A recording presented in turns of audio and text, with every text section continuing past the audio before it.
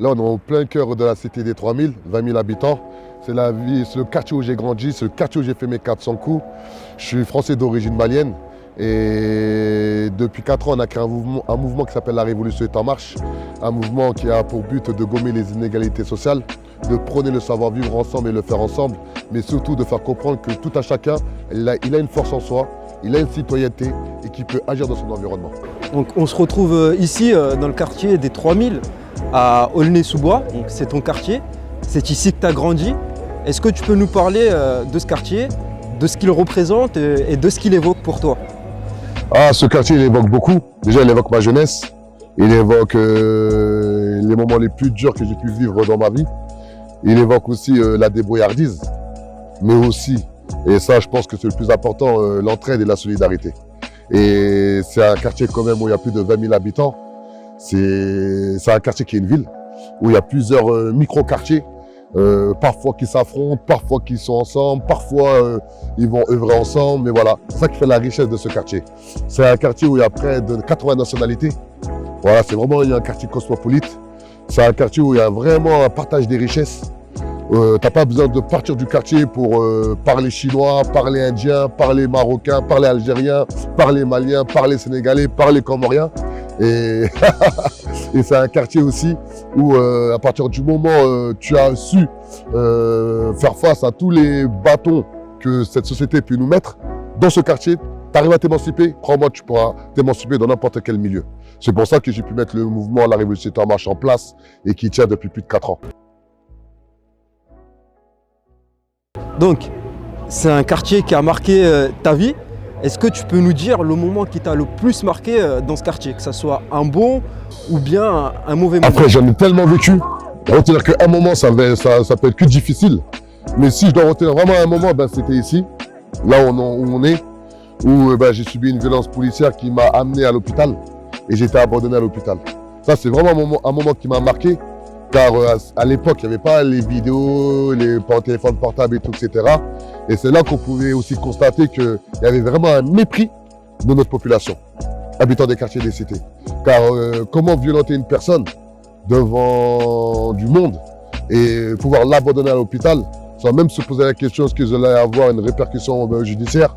Voilà, cela démontre vraiment que ouais, ce moment-là m'a vraiment marqué dans ma vie. Est-ce que c'est ce moment-là qui t'a poussé vers l'engagement ou bien c'est plus tard et comment ça s'est fait? Pas du tout, bien au contraire, ce moment-là, il nous a juste mis en lumière qu'on est obligé de s'organiser dans nos quartiers, créer un système parallèle pour au moins contrer cet état autoritaire et ces directives qui ne vont pas dans notre sens. Moi, ma prise de conscience a été quand j'ai fait mon pèlerinage. J'ai fait mon pèlerinage, j'ai eu la chance de l'avoir effectué. Et lorsque j'ai fait mon pèlerinage, je me suis rendu compte que l'islam n'était pas du fait que des rebeux et des renois. Pas que du fait des Français d'origine berbère et des Français d'origine subsaharienne. Non, c'était vraiment divers. Voilà, moi quand j'étais à Mina, on était à côté des Australiens, des Américains et tout, etc. Et voir vraiment des blonds aux yeux bleus de confession musulmane.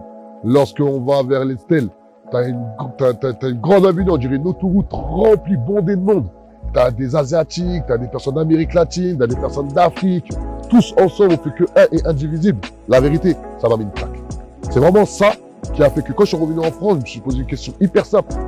Comment ça se fait que l'idéologie, la manière de penser d'un mec de quartier est contraire aux valeurs de l'islam? Et ça m'a fait prendre conscience que non, c'est pas possible. Car nos parents nous ont donné des valeurs, des principes, une ligne de conduite à avoir avec, entre guillemets, le blanc à l'école, face aux policiers et tout, etc. Et nous, notre manière de faire est totalement à l'opposé que comment nos parents nous ont inculqué ces valeurs-là. Et surtout, notre manière de faire fait en sorte qu'aujourd'hui, beaucoup de personnes pointent du doigt nos parents alors que nos parents n'ont rien à voir avec tout ça. C'est les enfants français. Voilà, qui commettent ces incivilités, ces actes de délinquance, des actes criminels. Donc de là, j'ai eu la réflexion, comment on peut changer ça? Et ça a mûri pendant 4 ans, et au final, j'ai créé le mouvement La Révolution est en marche. Mais du coup, ce qui est un peu paradoxal, c'est que tu nous parles d'un voyage à la Mecque. Donc normalement, en revenant, ta première priorité, si tu voulais vraiment défendre ces valeurs-là, la fraternité et tout ce que tu avais vu à travers ton pèlerinage, pourquoi tu t'es pas retrouvé dans une mosquée mais tu t'es retrouvé dans la rue en train de militer. Pourquoi tu t'es pas mis en mode frère Muse, mais tu t'es mis en mode militant? Eh ben, parce que je reste quand même un Français à part entière. C'est que dans la lutte sociale, nous, on a vraiment tout fait pour décorréler notre citoyenneté et notre identité propre à nous-mêmes. Nous, enfants, issus de quartiers, de cités, de nationalité française. Et voilà. Et toutes ces réalités ont fait en sorte que on s'est impliqué en termes de citoyenneté. Et ensuite, pour aussi revenir par rapport à ce que tu disais, c'est que nombre de personnes qui habitent dans le quartier œuvrent à essayer de faire en sorte de vraiment développer tout ce qui est aspect religieux. Et malheureusement, ces personnes-là sont discriminées, sont pointées du doigt par des personnes qui font de la politique politicienne. On le voit très bien aujourd'hui à travers nos canaux médiatiques. Donc aujourd'hui, on a quand même assez d'expérience pour pas mélanger notre identité à notre application citoyenne. Donc, voilà. Donc là, vous venez aussi de créer un dernier mouvement qui s'appelle Banlieusards Attitude.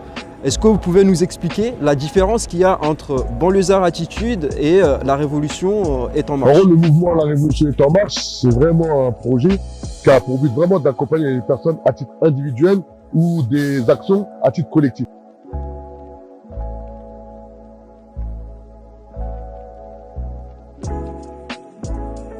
Exemple, dans le monde du logement, privé comme public, lutter face aux institutions, exemple l'institution policière, l'aide sociale à l'enfance, les bailleurs sociaux, comme on a pu le faire à Pierrefitte, à Aulnay-sous-Bois, à Saint-Denis, dans plusieurs villes à l'échelle nationale. Car si on ne sait pas d'où on vient, on ne peut pas savoir où on va. Si on ne sait pas l'essence et l'existence de la nation française, on ne peut pas s'imprégner des luttes sociales sur un territoire qu'on ne connaît pas. Et si on ne sait pas ce qu'on mange, ce qu'on boit, ce qu'on respire, eh bien logique, on peut finir à l'hôpital, avoir un début de cancer, qui fait qu'aujourd'hui on aurait pu les éviter avec une réelle prévention à l'endroit des personnes issues des quartiers et des cités. Donc tout ça, aujourd'hui le mouvement La Révolution est en marche, on a mené des actions concrètes, avec des résultats concrets, avec des perspectives d'avenir, aujourd'hui qu'on a tout mis à l'écrit. Et à côté de ça, on a mis un projet, c'est plus une sphère d'influence, qui s'appelle Banlieusards Attitude. Et l'idée, c'est comment agréger, comment réunir toutes les forces vives qu'on peut avoir dans nos quartiers et dans nos cités. Et cela à l'échelle nationale, en comptant les collectivités et les territoires d'outre-mer. Car on les oublie assez souvent dans nos luttes. Donc c'est un mouvement qui est plutôt pluriel, donc basé sur plusieurs aspects. On sait que c'est un mouvement qui s'est engagé au niveau politique, sans peut-être atteindre les objectifs escomptés. Pourquoi c'est important pour vous de mener ce combat? Car nous, à la base, quand on a mis en place le mouvement La Révolution est en marche, il n'y avait aucun aspect politique, c'était associatif. Pourquoi on a créé immédiatement l'association Force Citoyenne, que je représente en ma qualité de directeur général. Et c'est au fur et à mesure de luttes qu'on a menées dans ce quartier, par rapport au fait qu'ils voulaient réhabiliter le parc Robert Ballanger, le fait qu'ils ont fermé la piscine municipale, le fait qu'ils ont surarmé la police municipale et que certains policiers municipaux avaient des comportements clairement de voyous. Donc plusieurs faits ont fait que lorsqu'on a remonté ces problématiques, lorsqu'on a essayé de dénoncer ces problématiques et en plus essayer de trouver des solutions, on s'est toujours heurté à la chose politique. Et c'est là on a pu définir que tout est politique.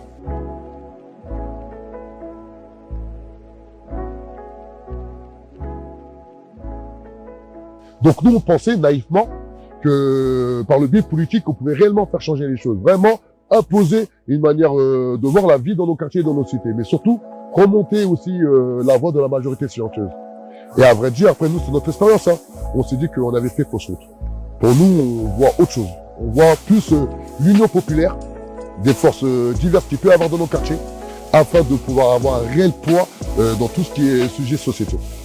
Donc c'est pour cela qu'on a vraiment abandonné tout ce qui est aspect politique au sein du mouvement La Révolution est en marche. Mais ce n'est pas dit qu'au sein du projet Banlieusards Attitude, il n'y aura pas des personnes qui ont des vocations politiques qui vont venir s'agréger au projet Banlieusards Attitude et on espère pouvoir leur donner une certaine force, une certaine visibilité afin qu'ils puissent œuvrer dans leur quartier ou dans leur ville ou dans leur cité, peu importe leur ambition politique.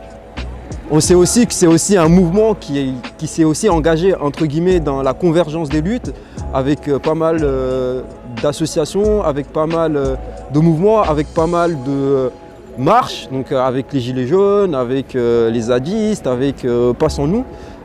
Pourquoi c'est important pour vous d'être dans cette quête entre guillemets de convergence.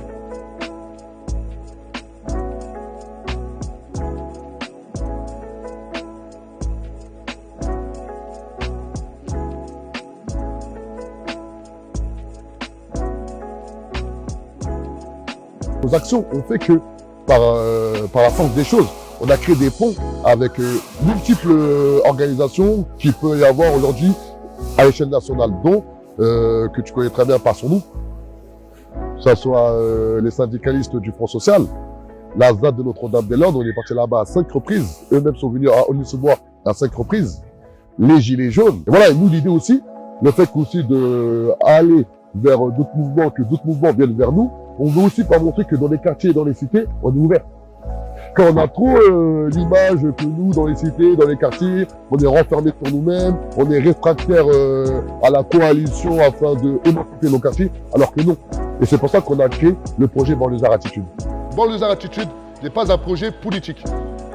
Mais par contre, Banlieusards Attitude a pour vocation d'attirer ou d'accueillir toutes les personnes de quartier et de cité qui ont des ambitions politiques.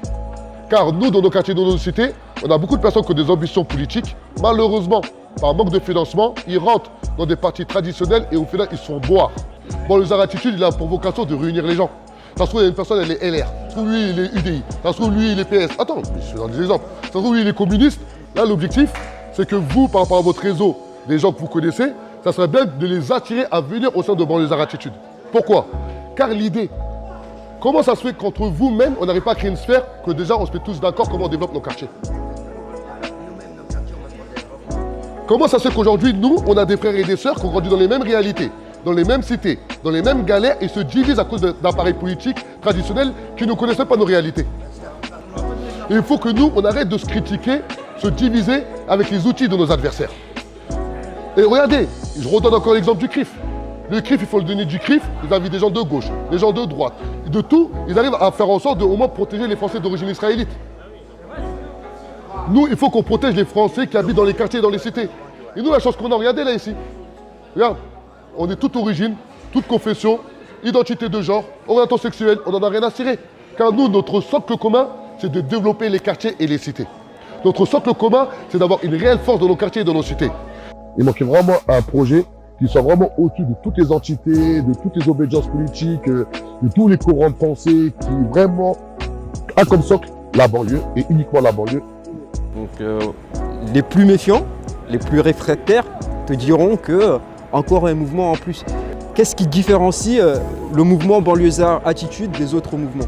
J'ai été à Nîmes, j'ai été à Vienne, à Marseille, à Pau, Vendée, Nantes, Strasbourg, Notre-Dame-des-Landes, Roubaix, M. En Ile-de-France, j'ai visité, je crois, plus de 30 000, plus de 20 000 dans chaque département. Et que un projet tel que, qui regroupe toutes les entités qu'il peut y avoir dans les quartiers, qui sort de tous les clivages politiques, qui n'essaie pas de savoir est-ce que t'es LR, est-ce que t'es PS, est-ce que t'es écologie les verts, est-ce que t'es ci, est-ce que t'es ça. Vraiment prendre en compte les personnes en situation de handicap, prendre en compte les étrangers qui vivent dans les foyers travailleurs migrants, et vraiment être tous un et indivisibles, que tu sois une personne de la société civile, que tu sois une personne représentant une association, que tu sois une personne représentant un parti politique, lorsque tu rentres dans la sphère Banlieusards Attitude, c'est pas notre problème. Ce qui nous réunit, c'est la banlieue, c'est les cités, c'est les quartiers. Et comment on peut avoir une force financière, avoir une force en termes de communication, afin que lorsqu'on a des petits jeunes de quartier, des personnes âgées, nos mamas, qui veulent monter un projet, ils auront peut-être la municipalité, les collectivités territoriales, les institutions d'utilité publique, mais aussi Banlieusards Attitude, et permettre de créer une entité qui réunit vraiment toutes les forces vives qu'on a à l'échelle nationale sur plusieurs sujets divers et variés, et non pas que uniquement sur le racisme, sur les violences policières, car il n'y a pas que ça dans nos quartiers, c'est vraiment divers et varié, les problématiques, et comment faire en sorte que cette entité ait une force financière et une force en communication. Le jour qu'une personne, peu importe le quartier, dans le quartier où il est, il veut mettre un projet, il sait qu'il n'est pas tout seul. Il peut être au fin fond du cambrousse de province, il habite dans une banlieue, dans un quartier de 4 immeubles, il sait que, ah ouais, il y a le projet Banlieusards Attitude, tu les contactes, et on regarde pas ta zone géographique, ton identité de genre, ton orientation sexuelle, ta confession, ils n'en ont rien à cirer de tout ça, et on regarde ton projet et ce qu'il va dans le sens de l'émancipation des quartiers et des cités. Et je te demande, dis-moi, est-ce que ça existe? Moi, je suis sûr que ça n'existe pas. Par rapport à toutes les villes que j'ai visitées, par rapport à toutes les personnes que j'ai rencontrées, avoir une entité qui regroupe toutes les forces vives sans regarder sa destination de son entité, de la personne qui vient dans un projet, je n'en connais pas. Dis-moi si tu en connais. Après, c'est pas. Je pense qu'il y a eu beaucoup de mouvements. Non, pas il y a eu. Là, je te parle en 2022. Non, ce que je veux dire, c'est qu'il y a des mouvements qui ont cette volonté-là. Après, c'est difficile de Laquelle? juger s'ils ont atteint. Dis-moi laquelle. Non, par exemple, le Passons-nous, c'est un syndicat pour les banlieues, on va dire d'une certaine manière pour les quartiers. Donc c'est plusieurs associations, plusieurs personnes, plusieurs militants qui se retrouvent dans cette entité, justement, pour dire qu'on ne peut pas faire les choses dans les quartiers sans nous. Et donc il y a eu aussi par le passé des entités comme le MIB, comme Stop le contrôle au Moi, je parle 2022. Maintenant, on va prendre le cas de Passons-nous. Passons-nous, on connaît très bien les personnes qui œuvrent dans Passons-nous et tout, etc. Je sais de quoi je te parle. Je l'ai testé. C'est toujours des gauchistes, des bons blancs qui viennent de nos quartiers, qui nous donnent la direction à suivre. Tu vois? Alors que dans nos quartiers, on a des forces. On a des grands frères qui ont œuvré. Et la plupart des grands frères qui ont œuvré, qui ont toujours été francs, qui n'ont jamais voulu jouer le jeu des politiques locales, tu regardes bien, ils ont toujours été ostracisés. Ils ont toujours été mis de côté. On a toujours essayé de les diaboliser. Et bien nous, ces gens-là, ils pourront venir dans Banlieusards Attitude apporter leur lumière, apporter leur boussole, apporter leurs idées. C'est vraiment un projet qui a pour but d'unir toutes les forces vives qu'on a dans nos quartiers. Et avoir vraiment une organisation de personnes membres vraiment de Banlieusards Attitude. Et on fera tout pour les rémunérer. Et eux, leur travail, ça va être vraiment de développer le projet Banlieusards Attitude. Mais vraiment aller sur le terrain, vraiment remonter les problématiques qui fâchent, qui touchent, qui blessent. Exemple, les terrains de bédo. Mon époque, nos grands frères, ils ont chassé tous les vendeurs d'héroïne. Si nos grands frères n'auraient pas fait ce travail-là, ça se trouve, nous, on aurait tapé de l'héroïne. Ça se trouve, nous, on aurait été des mecs qui se piquent. Nos grands frères, ils ont pris conscience qu'il y avait un vrai problème. Aujourd'hui, nous, notre époque, les jeunes, quand ils tiennent les terrains, c'est pas comme nous. La preuve, ça a crié, la voiture, elle n'est pas encore arrivée, ça doit encore crier comme des sauvageons. Alors qu'à notre époque, on respectait tellement nos parents. On avait tellement honte de ce qu'on faisait, on faisait le moins de bruit possible. Et je pense qu'on faisait plus d'argent qu'eux. Voilà. Ouais, et parce qu'aujourd'hui, il y a eu un délaissement de nos quartiers par nous, les anciens. Et le pire, la plupart des personnes, des acteurs socio-économiques, ils sont toujours dans la stigmatisation, dans leurs propres petits frères, leurs propres petites sœurs. Tu leur proposes rien. Tu ne les accompagnes pas. Tu ne connais même pas leur réalité. Et pour être bien vu dans tes AG, dans tes plateaux télé, dans tes réunions, tu es là à critiquer une jeunesse que tu ne connais même pas. Qu'eux-mêmes ne te connaissent même pas. Au moins, moi, par mes actions. Quand je marche dans mon quartier, dans ma cité, tout le monde me connaît. Du plus petit au plus grand et tout, etc. Quand on me reconnaît par rapport à mes actes. Il n'y a pas un endroit ici que tu peux voir autour de toi où on n'a pas œuvré. Il n'y a pas d'endroit. C'est-à-dire, on peut faire un tour, je peux dire, voilà, si on a fait ça, là on a fait ça, là on a fait ci, ça, on a... Parce que, comme tu l'as si bien dit, tu ne peux pas œuvrer ailleurs si tu œuvres pas en bas de chez toi. Et bien c'est ça pour les attitudes. Mais nombre de personnes, ils ont envie. Ils veulent faire bouger les choses. Mais on fait toujours croire qu'ils sont obligés de s'affilier à une association, sont obligés de s'affilier à tel pour pouvoir œuvrer dans leur quartier. Et bien Banlieusards Attitude va permettre à une personne physique de pouvoir lutter uniquement, par exemple, pour son bâtiment.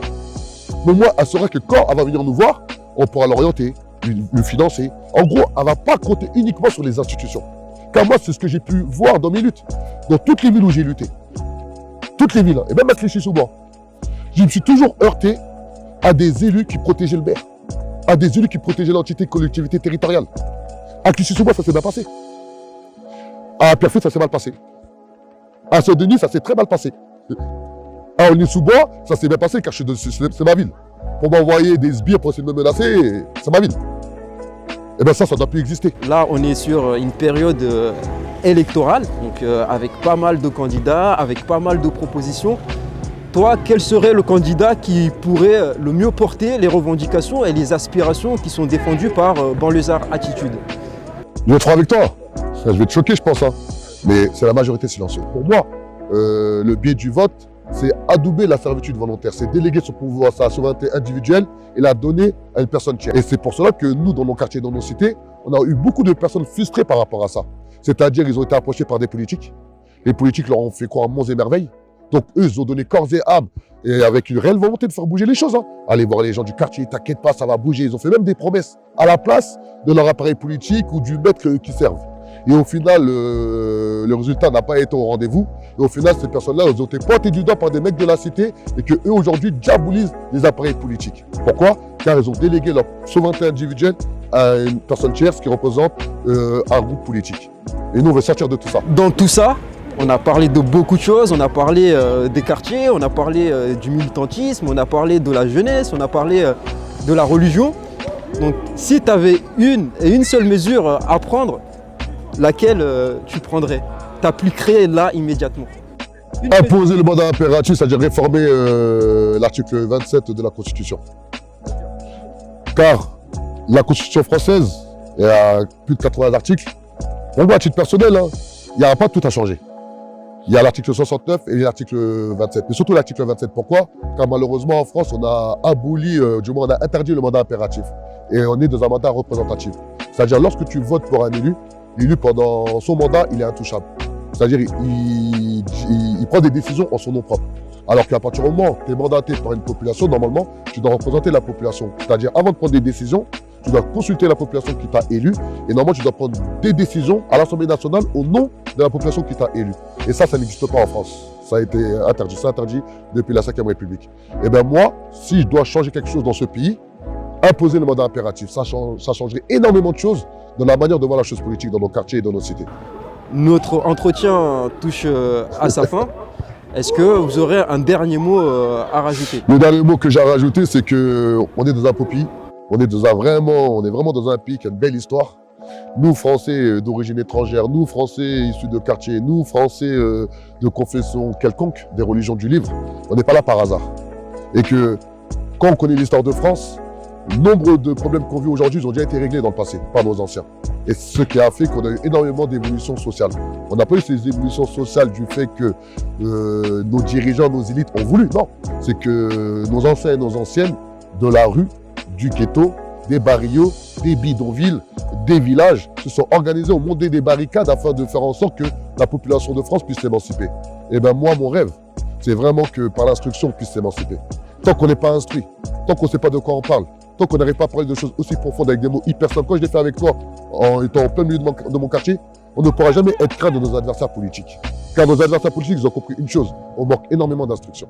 Et moi, je pense qu'aujourd'hui, c'est ça qui nous manque. Et pour vraiment finir aussi, vraiment, il faut qu'on sorte du militantisme, il faut qu'on devienne des révolutionnaires.